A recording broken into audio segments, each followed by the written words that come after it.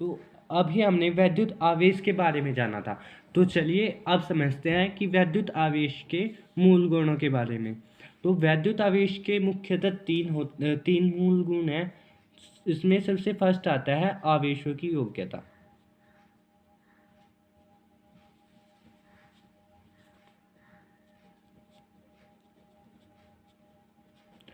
और ये योग्यता वो एबिलिटी योग्यता नहीं है, ये योग्यता एडिशन, आवेशों का या चार्ज का एडिशन, कि हम चार्ज का एडिशन कैसे कर सकते हैं। तो हम सभी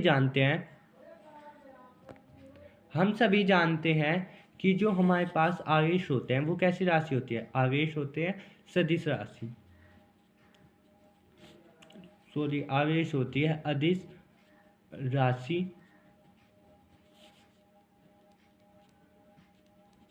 आवेश कैसी राशि है, अदिश राशि। ठीक है।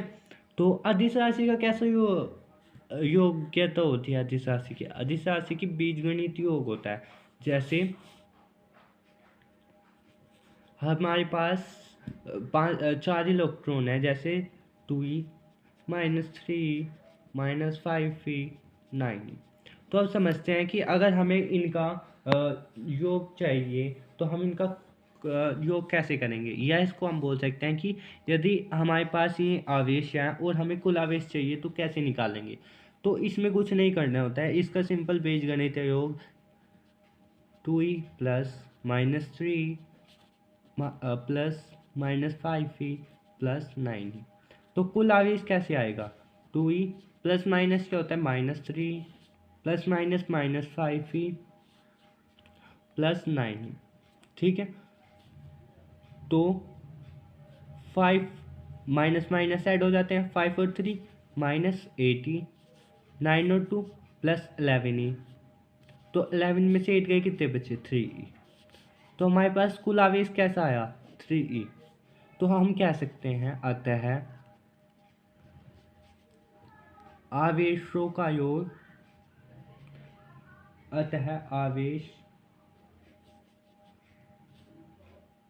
आवेश क्या होता है, आवेश होती है अदिश राशि। तो हम कह सकते हैं जो हमारे पास टोटल आवेश होता है, या बोल सकते हैं आवेशों का बीजगणितीय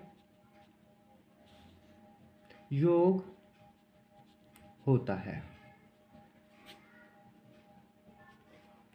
तो अभी हमने क्या आवेशों की योग्यता के बारे में जाना। तो अब चलते हैं दूसरे मूल गुण पर, जो कि है आवेशों की क्वांटम प्रकृति। तो चलिए आवेशों की क्वांटम प्रकृति के बारे में जानते हैं। तो अब जानते हैं आवेशों की क्वांटम प्रकृति के बारे में। ठीक है। तो हम क्या कह सकते हैं कि किसी भी, जैसे कोई भी वस्तु है, किसी भी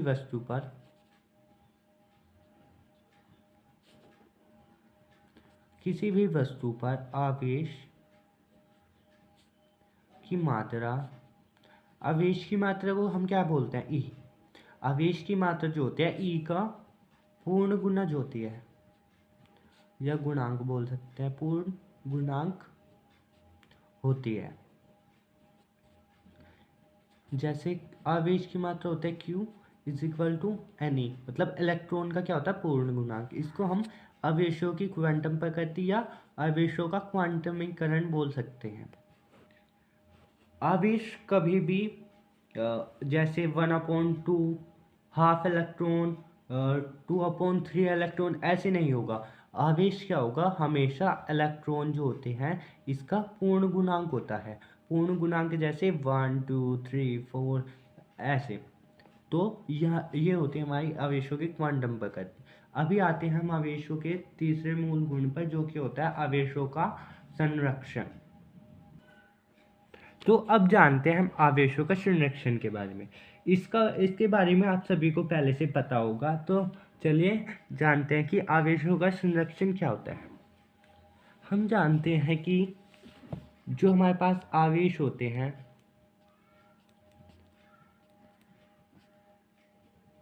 आवेश को ना तो उत्पन्न किया जा सकता है,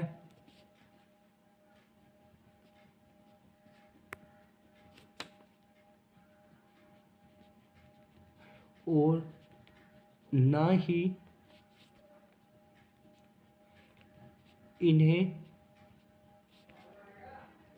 एक रूप से और ना ही इन्हें नष्ट किया जा सकता है।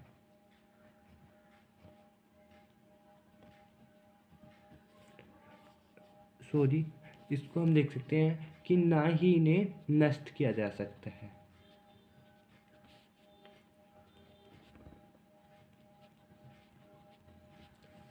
यद्यपि अर्थात इन्हें एक रूप से दूसरे रूप में बदला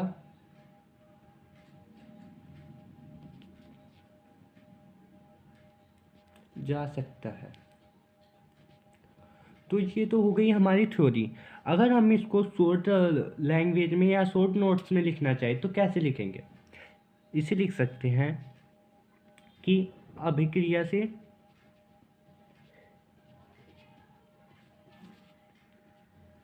पहले का आवेश तथा अभिक्रिया के बाद का आवेश बराबर होता है।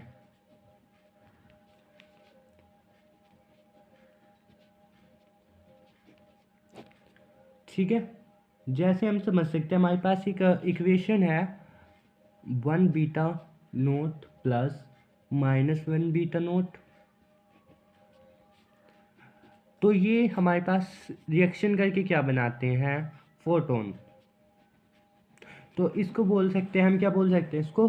पॉजिट्रॉन।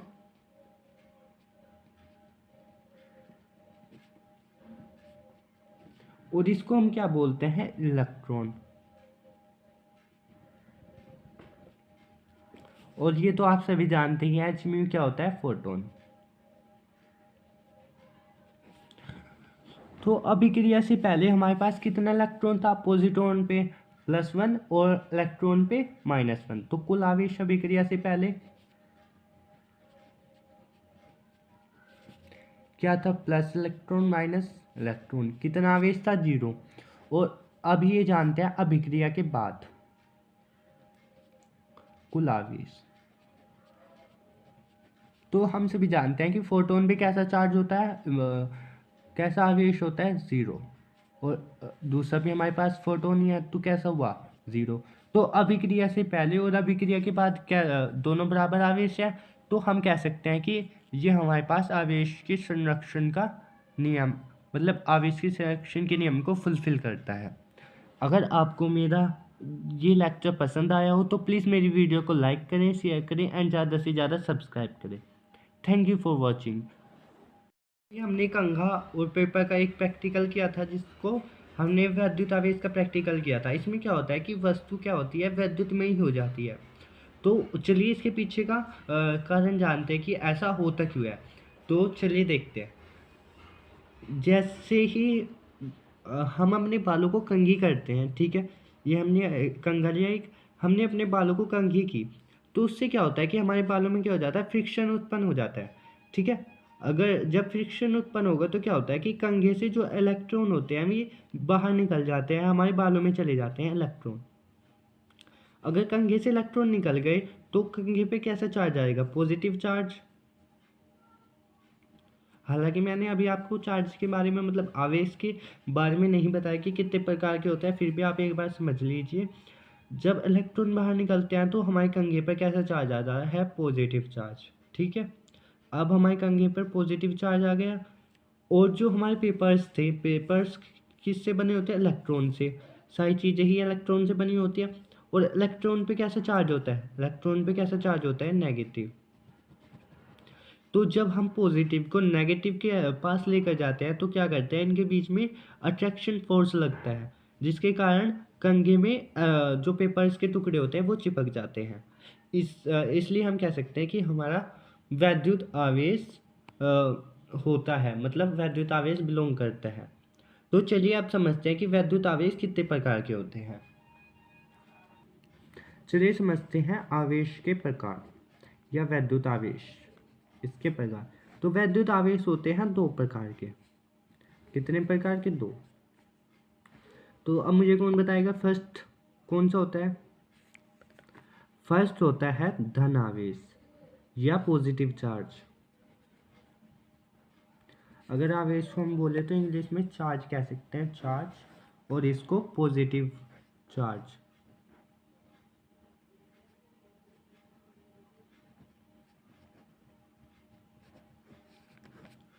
और जो हमारे पास सेकंड होता है वो होता है ऋण आवेश। इसको बोलते हैं नेगेटिव चार्ज।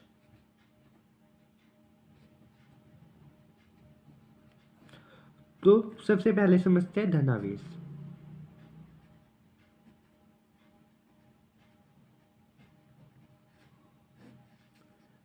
तो किसी भी वस्तु पर धनावेश कब आता है? जब कोई भी वस्तु या किसी भी वस्तु में से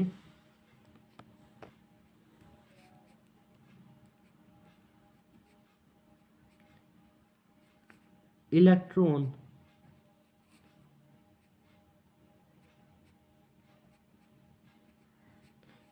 निकाले जाए या इलेक्ट्रॉन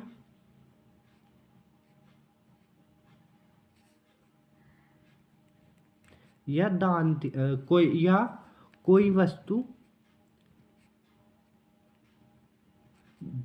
कोई भी वस्तु अपने इलेक्ट्रॉन दान दे दे,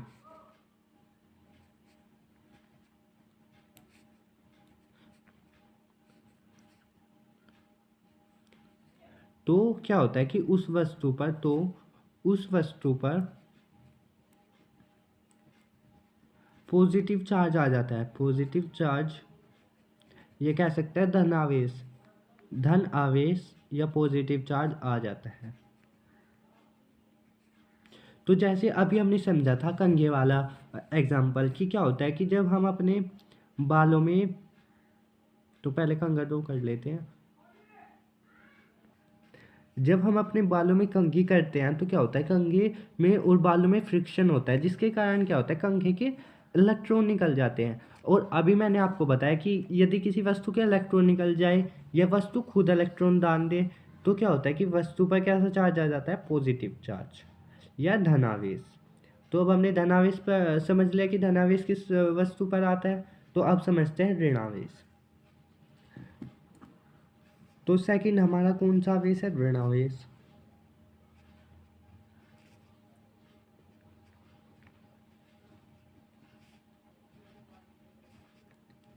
तो चलिए समझते हैं कि ऋण आवेश क्या होता है।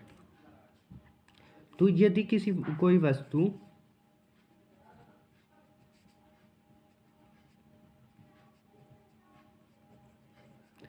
इलेक्ट्रॉन ग्रहण करे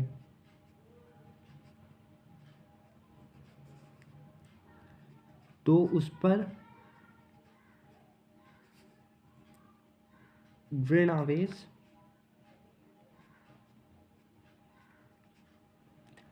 आ जाता है। जैसे अभी हमने कंघी का एग्जांपल लिया था। देखिए, जब हम कंघी से कंघी करते हैं तो हमारे बालों में कंघी में फ्रिक्शन होता है, ये तो मैंने आपको बता दिया। और कंघी फ्रिक्शन की वजह से कंघी में से इलेक्ट्रॉन बाहर निकल जाते हैं, ठीक है, जिसे जो हमारे बाल होते हैं वो ग्रहण कर लेते हैं। हमारे बालों ने इलेक्ट्रॉन ग्रहण किया या एक्सेप्ट किया, तो उसके कारण क्या हुआ, हमारे बालों पे कैसा चार्ज आया, ऋण आवेश। आप इस एग्जाम्पल की मदद से धनावेश तथा ऋण आवेश के बीच का अंतर समझ सकते हैं। तो चलिए अब आगे से देखते हैं चैप्टर के बारे में। Hello guys, welcome to back my YouTube channel. आज हम क्लास 12 का चैप्टर फर्स्ट, जो कि हमारे पास वैद्युत आवेश तथा क्षेत्र का फर्स्ट लेक्चर करने वाले हैं। ठीक है, तो चलिए स्टार्ट करते हैं। अगर आपको मेरी वीडियो पसंद आए तो प्लीज़ मेरी वीडियो को लाइक करें, शेयर करें एंड सब्सक्राइब करें। चलिए स्टार्ट करते हैं। तो सबसे पहले हम समझते हैं वैद्युत आवेश के बारे में। क्योंकि हमारा जो चैप्टर है वो आधारित ही वैद्युत आवेश पर है। जब तक हम इसका आधार नहीं समझेंगे तो हमें चैप्टर कैसे समझ में आएगा। तो चलिए समझते हैं कि वैद्युत आवेश होता क्या है। तो सबसे पहले हेडिंग डाल लेते हैं वैद्युत आवेश।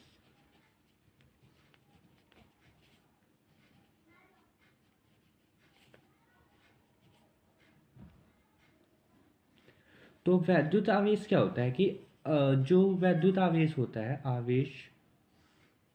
वैद्युत आवेश या आवेश किसी वस्तु या पदार्थ का, ठीक है, वस्तु या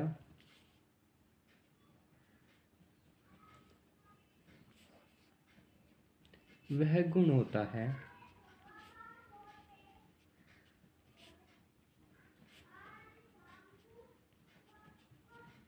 जिसके कारण हम वैद्युत क्षेत्र तथा चुंबकीय क्षेत्र का अध्ययन कर सकें या महसूस कर सकें। जिसके कारण क्या होता है कि हम वैद्युत क्षेत्र, वैद्युत तथा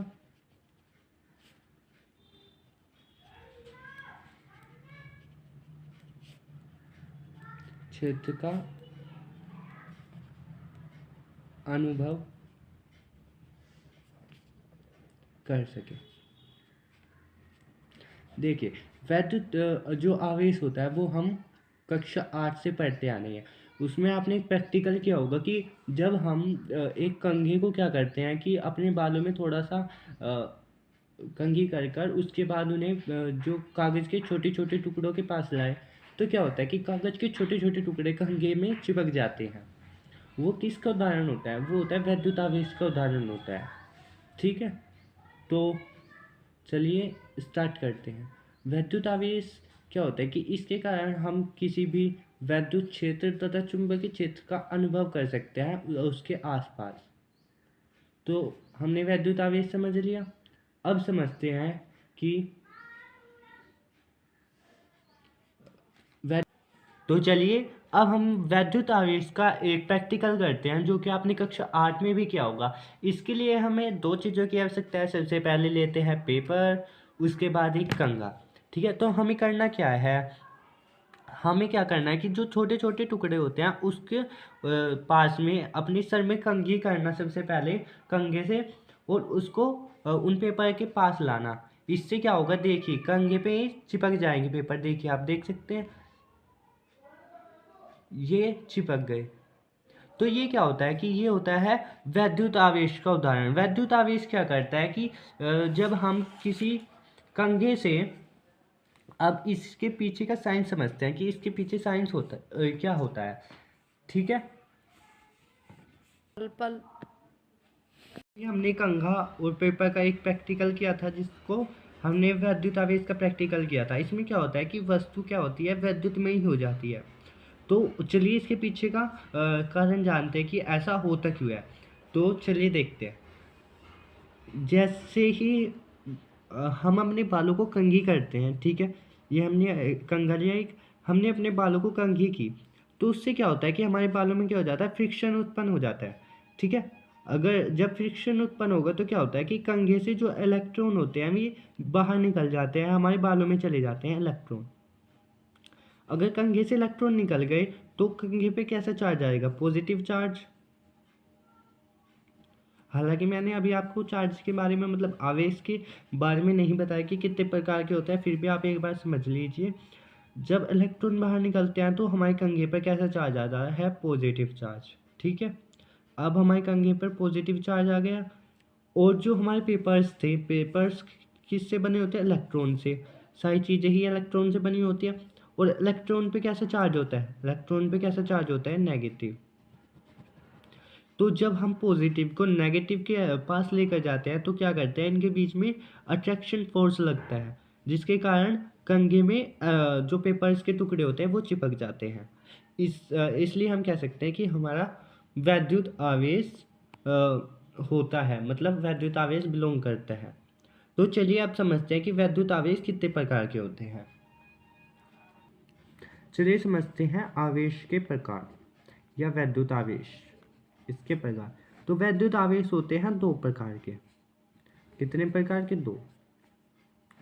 तो अब मुझे कौन बताएगा फर्स्ट कौन सा होता है? फर्स्ट होता है धन आवेश या पॉजिटिव चार्ज। अगर आवेश को हम बोले तो इंग्लिश में चार्ज कह सकते हैं, चार्ज, और इसको पॉजिटिव चार्ज।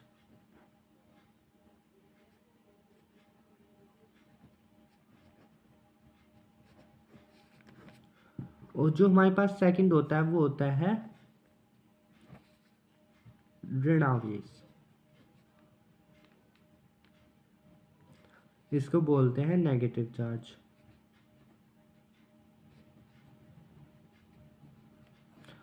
तो सबसे पहले समझते हैं धनावेश।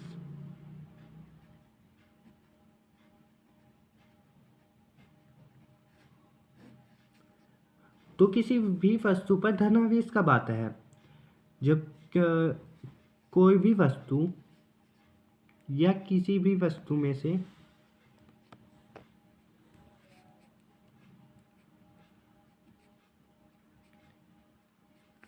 इलेक्ट्रॉन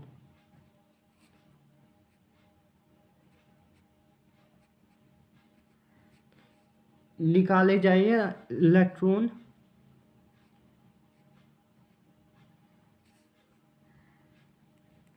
या कोई वस्तु, कोई भी वस्तु अपने इलेक्ट्रॉन दान दे दे,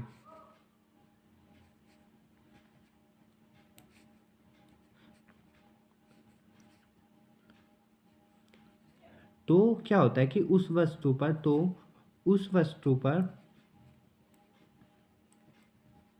पॉजिटिव चार्ज आ जाता है। पॉजिटिव चार्ज ये कह सकते हैं धन आवेश या पॉजिटिव चार्ज आ जाता है।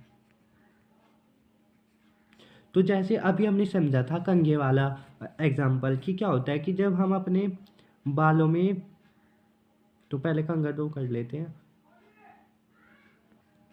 जब हम अपने बालों में कंघी करते हैं तो क्या होता है, कंघे में और बालों में फ्रिक्शन होता है, जिसके कारण क्या होता है, कंघे के इलेक्ट्रॉन निकल जाते हैं। और अभी मैंने आपको बताया कि यदि किसी वस्तु के इलेक्ट्रॉन निकल जाए या वस्तु खुद इलेक्ट्रॉन दान दे तो क्या होता है कि वस्तु पर कैसा चार्ज आ जाता है, पॉजिटिव चार्ज या धनावेश। तो अब हमने धनावेश पर समझ लिया कि धनावेश किस वस्तु पर आता है। तो अब समझते हैं ऋणावेश। तो सेकंड हमारा कौन सा आवेश है? ऋणावेश।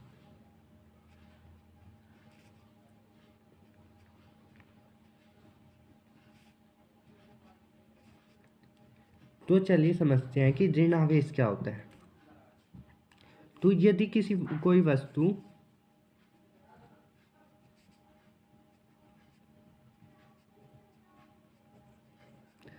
इलेक्ट्रॉन ग्रहण करे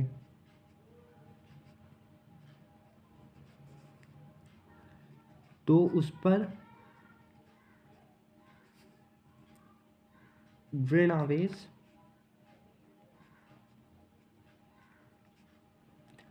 आ जाता है। जैसे अभी हमने कंघी का एग्जाम्पल लिया था। देखिए, जब हम कंघी से कंघी करते हैं तो हमारे बालों में कंघी में फ्रिक्शन होता है, ये तो मैंने आपको बता दिया। और कंघी फ्रिक्शन की वजह से कंघी में से इलेक्ट्रॉन बाहर निकल जाते हैं, ठीक है, जिसे जो हमारे बाल होते हैं वो ग्रहण कर लेते हैं। हमारे बालों ने इलेक्ट्रॉन ग्रहण किया या एक्सेप्ट किया, तो उसके कारण क्या हुआ, हमारे बालों पे कैसा चार्ज आया? ऋणावेश। आप इस एग्जाम्पल की मदद से धनावेश तथा ऋणावेश के बीच का अंतर समझ सकते हैं। तो चलिए अब आगे से देखते हैं चैप्टर के बारे में। तो अभी हमने वैद्युत आवेश के बारे में जाना था। तो चलिए अब समझते हैं कि वैद्युत आवेश के मूल गुणों के बारे में। तो वैद्युत आवेश के मुख्यतः तीन मूल गुण हैं। इसमें सबसे फर्स्ट आता है आवेशों की योग्यता।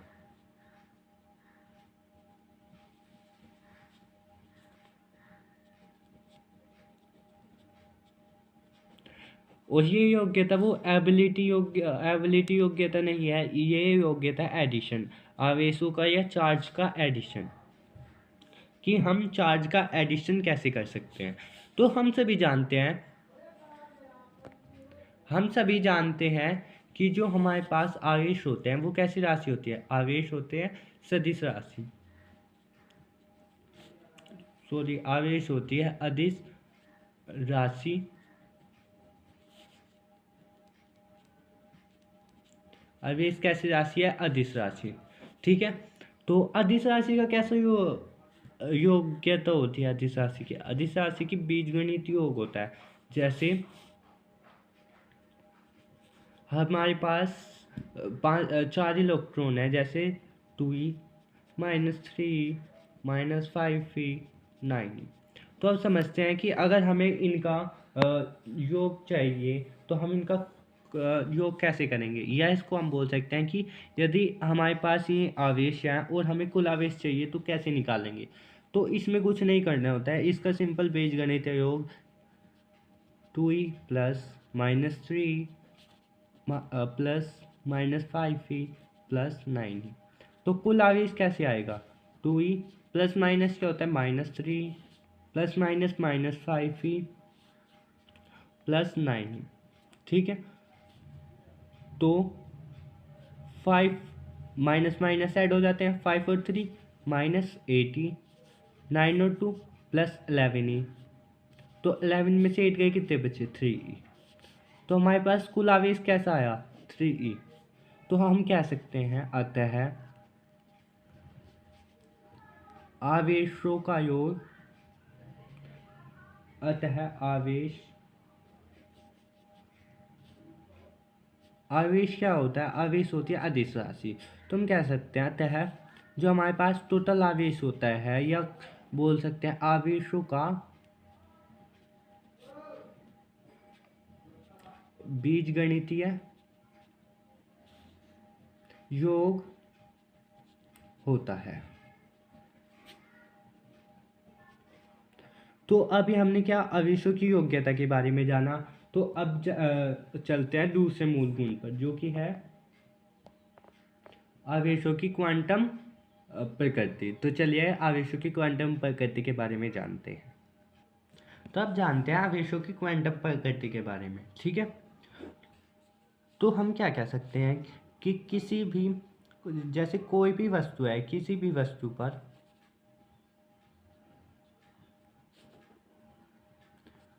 वस्तु पर आवेश की मात्रा, आवेश की मात्रा को हम क्या बोलते हैं, ई। आवेश की मात्रा जो होती है ई का पूर्ण गुणज होती है, या गुणांक बोल सकते हैं, पूर्ण गुणांक होती है। जैसे आवेश की मात्रा होता है Q = Ne, मतलब इलेक्ट्रॉन का क्या होता है, पूर्ण गुणांक। इसको हम आवेशों की क्वांटम प्रकृति या आवेशों का क्वांटमीकरण बोल सकते हैं। आवेश कभी भी जैसे 1/2 हाफ इलेक्ट्रॉन, 2/3 इलेक्ट्रॉन ऐसे नहीं होगा। आवेश क्या होगा, हमेशा इलेक्ट्रॉन जो होते हैं इसका पूर्ण गुणांक होता है। पूर्ण गुणांक जैसे 1 2 3 4 ऐसे। तो ये होती है हमारी आवेशों की क्वांटम प्रकृति। अभी आते हैं हम आवेशों के तीसरे मूल गुण पर, जो कि होता है आवेशों का संरक्षण। तो अब जानते हैं हम आवेशों का संरक्षण के बारे में। इसके बारे में आप सभी को पहले से पता होगा। तो चलिए जानते हैं कि आवेशों का संरक्षण क्या होता है। हम जानते हैं कि जो हमारे पास आवेश होते हैं,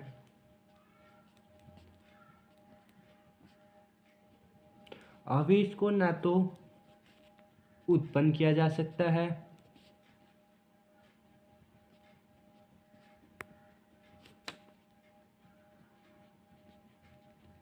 और ना ही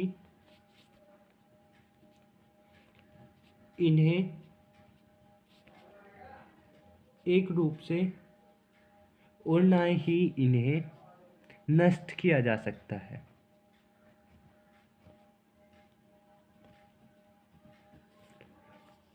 सॉरी, इसको हम देख सकते हैं कि ना ही इन्हें नष्ट किया जा सकता है।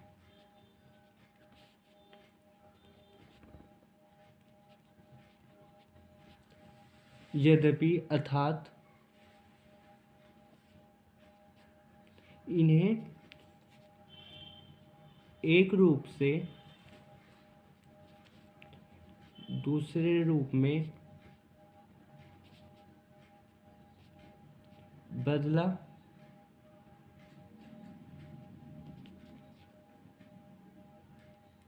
जा सकता है। तो ये तो हो गई हमारी थ्योरी। अगर हम इसको शॉर्ट लैंग्वेज में या शॉर्ट नोट्स में लिखना चाहें तो कैसे लिखेंगे? इसे लिख सकते हैं कि अभिक्रिया से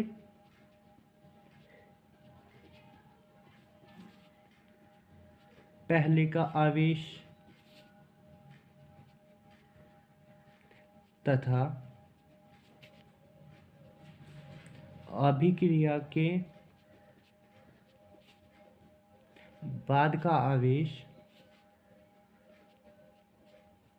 बराबर होता है।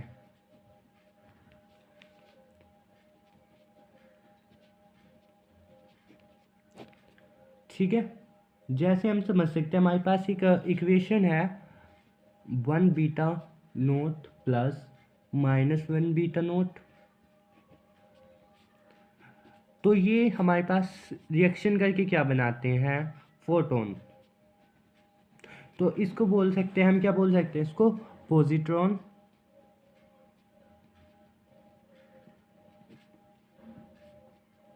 और इसको हम क्या बोलते हैं? इलेक्ट्रॉन। और ये तो आप सभी जानते ही हैं, एच म्यू क्या होता है? फोटोन। तो अभिक्रिया से पहले हमारे पास कितना इलेक्ट्रॉन था? पॉजिट्रॉन पे +1 और इलेक्ट्रॉन पे -1। तो कुल आवेश अभिक्रिया से पहले क्या था? Plus electron minus electron. कितना आवेश था? 0। और अब ये जानते हैं अभिक्रिया के बाद कुल आवेश। तो हम सभी जानते हैं कि फोटोन पे कैसा चार्ज होता है, कैसा आवेश होता है? 0। और दूसरा भी हमारे पास फोटोन ही है, तो कैसा हुआ? 0। तो अभिक्रिया से पहले और अभिक्रिया के बाद क्या दोनों बराबर आवेश है? तो हम कह सकते हैं कि ये हमारे पास आवेश के संरक्षण का नियम, मतलब आवेश के संरक्षण के नियम को फुलफिल करता है। अगर आपको मेरा ये लेक्चर पसंद आया हो तो प्लीज़ मेरी वीडियो को लाइक करें, शेयर करें एंड ज़्यादा से ज़्यादा सब्सक्राइब करें। Thank you for watching.